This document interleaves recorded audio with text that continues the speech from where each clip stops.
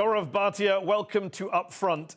You're the national spokesperson for the ruling BJP party in India. The party you speak for has been in power now for more than 5 years. It governs what many call the largest democracy on earth. Would you say that India today is still a liberal, secular democracy, one that respects the rule of law and guarantees rights, dignity, equality to all of its citizens? Absolutely. And Modi, I'm sure that even you wouldn't have doubts on that. It's a country which is governed by rule of law. There is a constitution in place, government, a strong leadership provided by Narendra Modi ji, and also a Supreme Court, which is one of the most revered institutions in the country, which ensures that fundamental rights protected to every citizen are, given to the citizen, and they deserve the very best. That's good to hear. So how then do you explain that in August of this year, your government suspended the freedom of movement of more than 8 million of its own citizens, cut off their internet and telephone access for more than 2 months, arbitrarily detained thousands of them from elected politicians to school kids? I'm talking, of course, about the lockdown in Indian-administered Kashmir since August the 5th. Which other democracy on earth treats its own citizens in this way?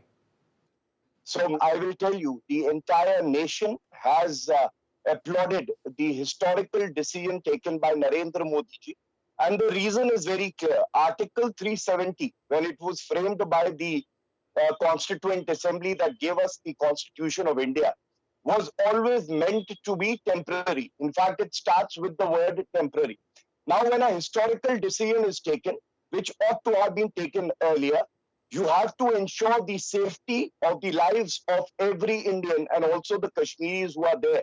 So life of a citizen definitely is far more important than the civil liberties that you are talking about, which also, if curbed, they were curbed in accordance with the law permitted under the Constitution and various statutes that prevail in our country.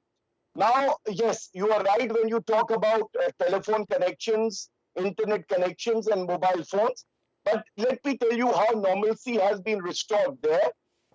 Police stations, only 100 out of 115, 101 police stations in the Valley region have no restrictions whatsoever. You can argue the rights and wrongs of Article 370, which gave Jammu and Kashmir this special status under the Indian Constitution. But what we're talking about is what the United Nations' own human rights experts have called collective punishment. UN human rights experts from US, from France, from Canada, from Togo, they said in August, and I quote, "The blackout is a form of collective punishment of the people of Jammu and Kashmir without even a pretext of a precipitating offense." And multiple human rights groups agree with them. I have full faith in the Honorable Supreme Court of India. Just the way 130 crores, 1.3 billion have their faith in the most revered institution. The Honorable Supreme Court, if you're not aware, I'll make you aware, is seized with the matter. Now, the Honorable Supreme Court asked the petitioner, who was, appearing before the court and its counsel, that if we remove the curbs that have been put in place by the government, would you take the responsibility of every human life there? And what if a human life is lost? And the petitioner's counsel had no answer. But I can very, proudly say one thing on your program, that not a single Kashmiri has, lost his life due to a bullet fired by the army or the police in Jammu and Kashmir.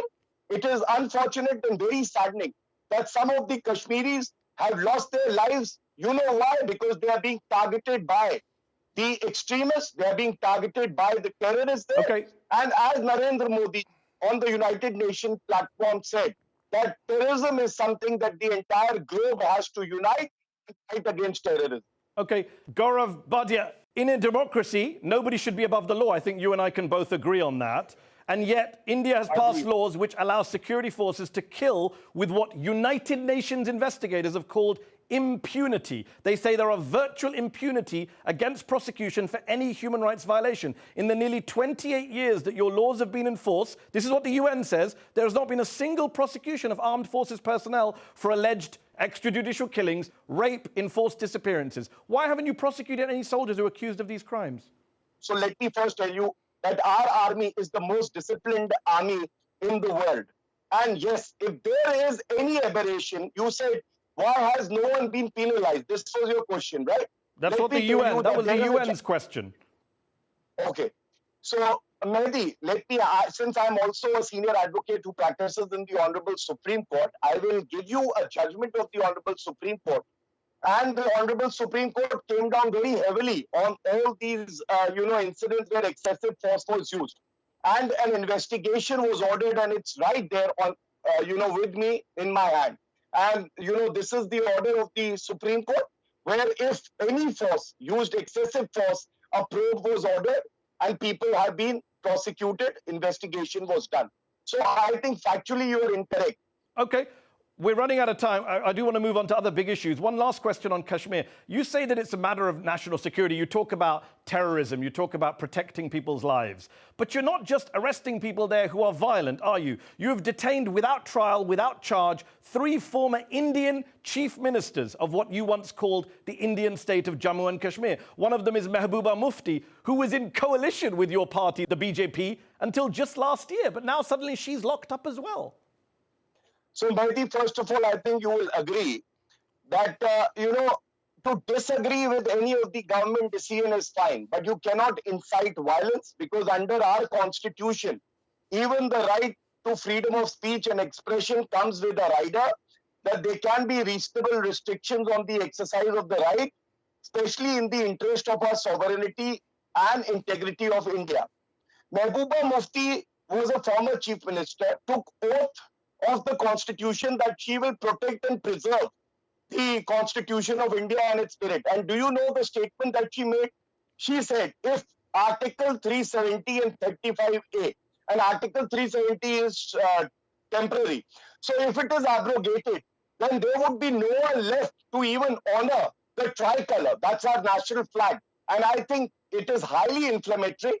Yeah, it is inciting come on, the come on, Gaurav. You and I both know Indian politicians, including yourself, say lots of inflammatory statements. She's being detained without charge. Why not try her then? Put her on trial. You have detained her without charge. You have detained 3 former chief ministers. Democracies are not supposed to detain people without charge or without a trial. Let me explain that to you. You are wrong there as well. Mehdi, there is a law in India which is called the preventive detention.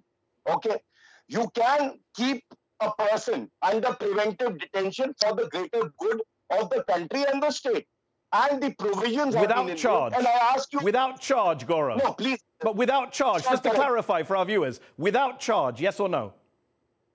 Public Safety Act is the act in question. But it's without charge, right? You can hold someone without charge. You're a lawyer. You know the importance of that statement.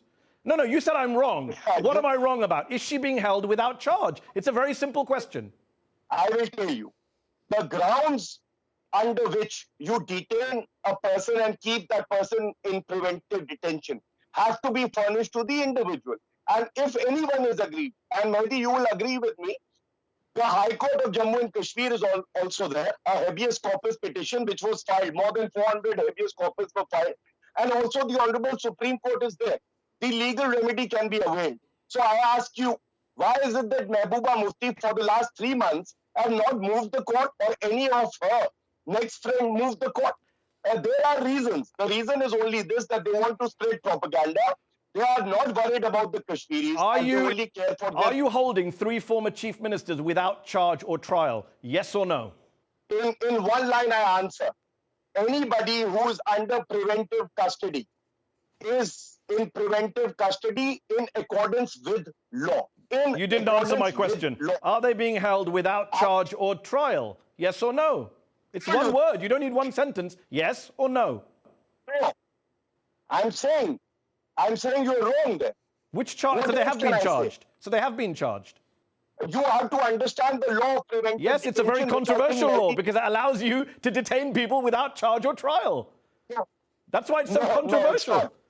Maybe it's not. It's not controversial. Say if a former chief minister who has made inflammatory speeches and the government feels should be detained for the larger interest, feels that her fundamental right has been violated, then move the court. Okay. How can we be in disagreement with that? Okay. This week, India's Supreme Court ruled that the location in the holy city of Ayodhya, where a centuries-old mosque was torn down by mobs in 1992, could now be replaced with a Hindu temple, and local Muslims could be given land elsewhere to build a mosque. It's also believed to be the birthplace of the Hindu god Ram, of course.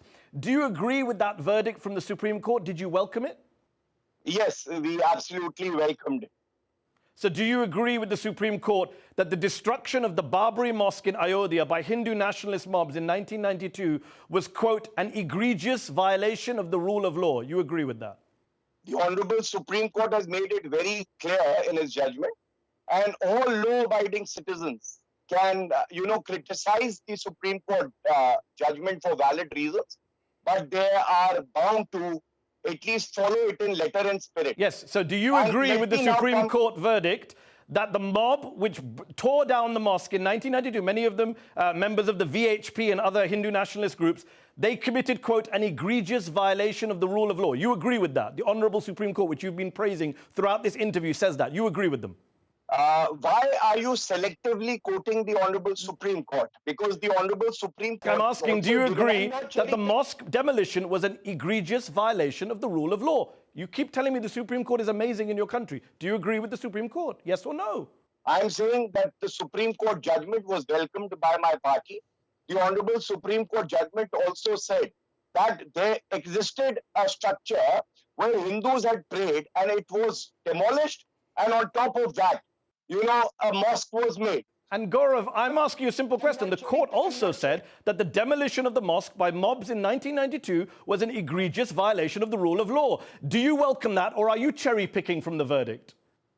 I agree with the verdict given as a unanimous verdict by the 5 judges of the Supreme Court. Okay. And they invoked Article 142 of the Constitution to do complete justice to all sides. Good to hear. I'm glad to hear you say you welcome it, because the mob that tore down the mosque in December 1992 was at a rally, just for our viewers to know, it was at a rally organized according to a government commission by the right-wing Hindu nationalist group, the VHP. Leaders of the BJP spoke at that rally. So people, allies of yours, members of your party were involved, according to the Supreme Court verdict, in an egregious crime. Isn't that the case, according to the Supreme Court? Mehdi, I think again, you want to cherry pick and just ask me about one of the findings of the Honorable Yes, I do. I want to ask you about one of the findings, and you won't answer me. So I think the viewers can make up their mind as to why you don't want to answer me. One last question I'll ask you on this subject. Is there a danger that the Supreme Court ruling sets a worrying precedent for India, that mobs can now tear down other mosques and say there was a temple there and the Supreme Court will back us up? One of your MPs last year said that the Taj Mahal should be converted into a temple also. Is the Taj Mahal next as well? There is already an act in place which ensures that the status of any of the place of worship will not be changed. There is an act, and the Honorable Supreme Court has also mentioned that law in the judgment that we are discussing. But, I think it was heartening to see that justice was also given to the members of the Muslim community, and they were also provided an alternate site of 5 acres. And I think our country, in its diversity, is still unified. And we are the most vibrant democracy, a secular one, and I take a lot of pride in that. And do you condemn then your BJP colleague Vinay Katia, who said last year that the Taj Mahal will also be converted into the Tej Mandir soon? Do you condemn him for saying that? Maybe I'll make it very clear to you that you must always go by what the senior leaders of the party are saying, like Narendra Modi. I agree, and you're a senior spokesman. I agree with you, which is why I've invited you on the show, and I'm saying, why not condemn this member of your party, who was a former vice president of your party, who said the Taj Mahal will be converted into Tej Mandir soon? So, Mehdi, I will just assure you that it is one of the 7 wonders of the world, and the character of that place will never be changed. We take a lot of pride in that historical monument, and I think that very well answers your question. Gaurav Bhatia, thank you for joining me on UpFront. Thank you.